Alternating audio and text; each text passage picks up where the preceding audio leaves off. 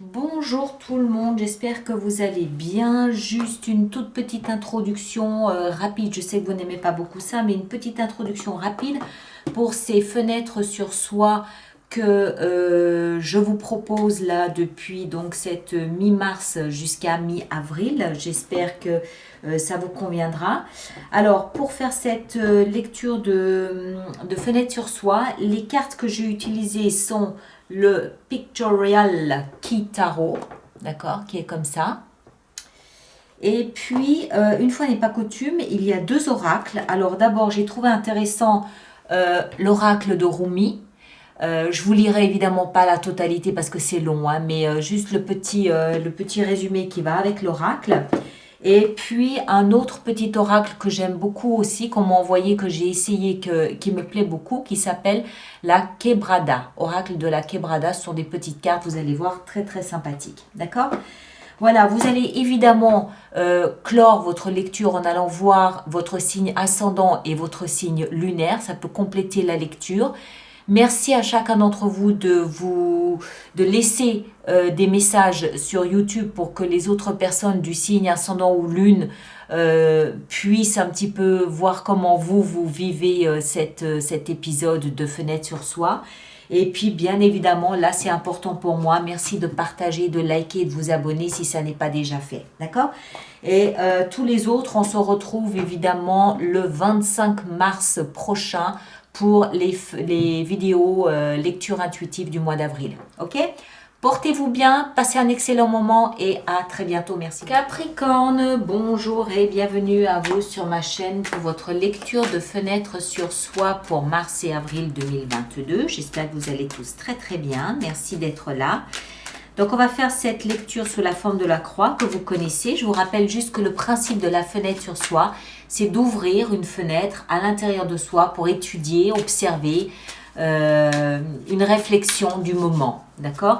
Et cette lecture se veut peut-être une source de suggestion, des propositions, des idées de réflexion.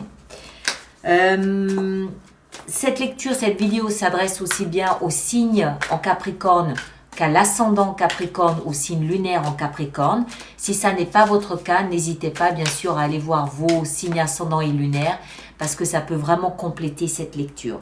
Je clôturerai la vidéo avec un oracle de Rumi et un oracle de la Quebrada comme je l'ai dit en introduction. D'accord? Alors, on va y aller. Donc, au cœur de votre lecture, vous avez, amis Capricorne, on a la reine de bâton. D'accord. Alors, la reine de bâton, elle peut nous parler d'un personnage d'un signe de feu, Bélier, Lion ou Sagittaire, qui a le principe féminin mis en évidence, en avant. C'est-à-dire quelqu'un qui est plutôt maternant, quelqu'un qui vous prend facilement sous son aile pour vous protéger, quelqu'un qui est très, très empathique, quelqu'un qui est intuitif. Voilà, c'est tout à fait possible. Moi, je pense qu'ici, il s'agit davantage d'être à l'écoute de cette confiance qui est en train de renaître en vous. Il s'agit... La reine de bâton, c'est une énergie qui est très confiante, qui se connaît, qui sait son pouvoir de séduction, qui sait son pouvoir d'attraction. Elle sait comment attirer le mâle, d'accord? Mais vous inversez, évidemment, vous adaptez en genre, ça va de soi. Je dis ça parce que c'est une reine. Elle sait comment attirer le regard, elle sait comment séduire, elle sait comment plaire. Elle sait ce qu'il faut faire, elle sait ce qu'il faut dire, elle sait comment il faut se comporter. Mais ça suggère surtout qu'elle a immensément confiance en elle. Elle a confiance en son pouvoir de séduction. Alors, il n'y a pas que la séduction, ça peut aussi être au niveau professionnel. C'est une énergie qui sait convaincre. C'est une énergie qui sait amener les autres à la suivre par son langage, par son attitude, par son pouvoir de persuasion. Alors, on continue. Dans la tête, on a la 7 de bâton. Ok. Alors, vous avez en tête une idée, un idéal, un principe, une philosophie, quelque chose auquel vous vous identifiez très fortement. Et cet idéal, ce principe, vous le défendez bec et ongle. Il se passe quelque chose là en ce moment qui vous pousse à devoir vous battre avec les autres. une vision de la vie, une vision des choses, une vision d'un événement. Je vais prendre un exemple tout bête. Je ne sais pas, il y a un anniversaire à fêter prochainement, ou un baptême, ou un mariage, ou quelque chose.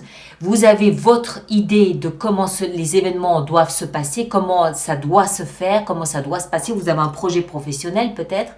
Et en fait, on vous oppose une certaine résistance. Vous allez défendre bec et ongle votre point de vue. Pourquoi? Parce qu'il vous identifie. Parce que vous vous reconnaissez là-dedans, parce que c'est vous. D'accord? On continue. Dans le passé, l'amour. L'amour, l'as de coupe. Alors, vous provenez d'un espace où vous étiez de l'amour. Vous aviez de l'amour, vous aviez... ça débordait, on voit la coupe ici, elle déborde d'amour. Vous en aviez tellement qu'en fait, vous rayonniez d'amour, ça débordait de tous les côtés.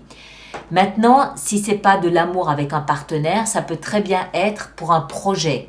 Un projet, par exemple, qui vous tenait très fortement à cœur. Une vocation, une idée que vous aviez en vous depuis 7 à 10 ans. Quelque chose qui est puissamment ancré dans votre cœur et que vous vouliez mettre en place. Tellement que vous le défendez bec et ongle, ce projet. Ou cette relation. Ça peut être une relation et tous les membres de votre famille sont opposés à cette relation. Et vous défendez votre idéal parce que vous reconnaissez à travers ce lien. Vous vous reconnaissez à travers cet idéal. C'est vous, c'est votre ADN. Et pour ce faire, vous n'hésitez pas à faire valoir tout ce que vous avez de persuasion, de séduction, de charme, pour arriver à amener peut-être les autres à avoir la même opinion, la même version, la même vision que vous avez du sujet. Le socle, c'est-à-dire ce qui vous permet de dépasser la situation actuelle, nous avons la 2 de denier. Alors, 2 de denier, il y a 2 façons de le voir. Moi, je pense que ça nous explique que vous avez une capacité à être flexible. Il y a un petit peu de manipulation là-dedans, d'accord? Un petit peu de manipulation. Moi, je pense que vous servez des outils que vous avez, à savoir votre capacité à séduire. Et 2 de denier nous explique que vous êtes capable de tantôt être comme ceci, tantôt être comme cela, pourvu qu'on suive votre point de vue, d'accord? Qu'on vous suive dans ce que vous avez décrété ici, que vous vouliez mettre en place. Bon, pas dramatique, vous vous servez de ce que vous avez. Après tout, si vous l'avez à disposition, c'est bien pour vous en servir. L'autre possibilité ici aussi, ce socle sur lequel vous vous appuyez, c'est que vous pouvez peut-être aussi jouer avec les finances. C'est-à-dire que vous avez peut-être décidé de mettre en place quelque chose que vous investissez vous-même ou pas. Peut-être que vous faites appel à un investisseur et vous jouez vous-même avec cette source de revenus. C'est possible aussi. D'accord? Ici, c'est-à-dire là où vous allez, waouh, vers le roi d'épée. Alors, le roi d'épée, il peut représenter un personnage plus âgé que vous d'un signe d'air, Gémeaux, Balance ou Verseau. Mais le roi d'épée, il se caractérise surtout par sa capacité à jouer avec le verbe. Pour cela, il symbolise souvent tout ce qui a de l'autorité à travers la communication, c'est-à-dire un avocat, un juge, un banquier, un notaire, un patron, quelqu'un qui a une forme d'autorité à travers sa communication, à travers les mots qu'il va employer ou à travers ce qu'il va écrire. D'accord? C'est quelqu'un, lorsqu'il donne sa parole, il ne reviendra pas dessus. Alors, moi je pense que vous allez faire appel à ce type de personnage pour résoudre ici ce dont quoi vous êtes, c'est tout à fait possible. J'allais dire ça peut être un médiateur, mais je ne pense pas.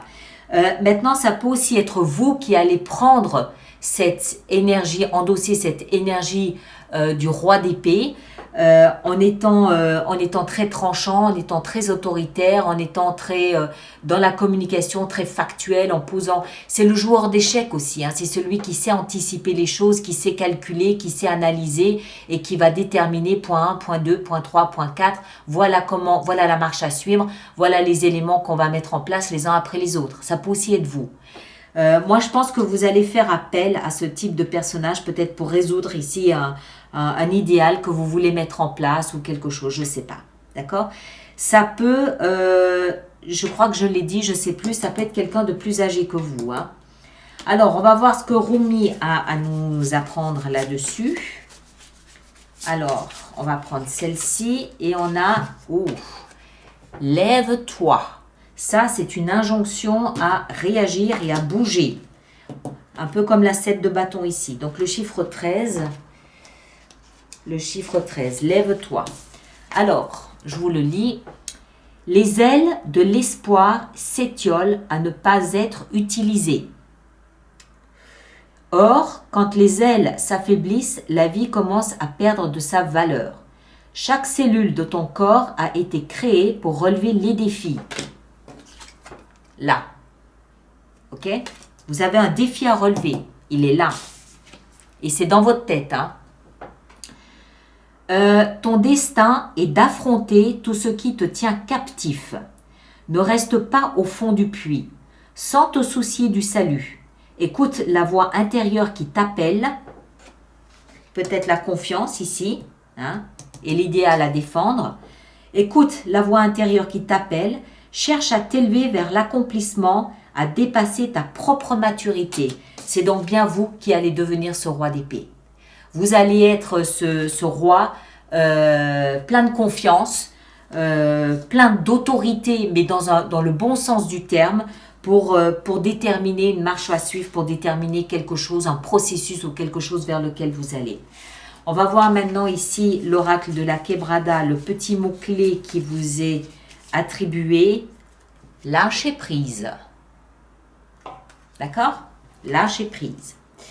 Voilà mes chers, merci de partager, de liker, de laisser vos commentaires sur YouTube et on se retrouve le 25 mars prochain pour les lectures intuitives du mois d'avril. D'accord? Merci à vous tous, à très bientôt.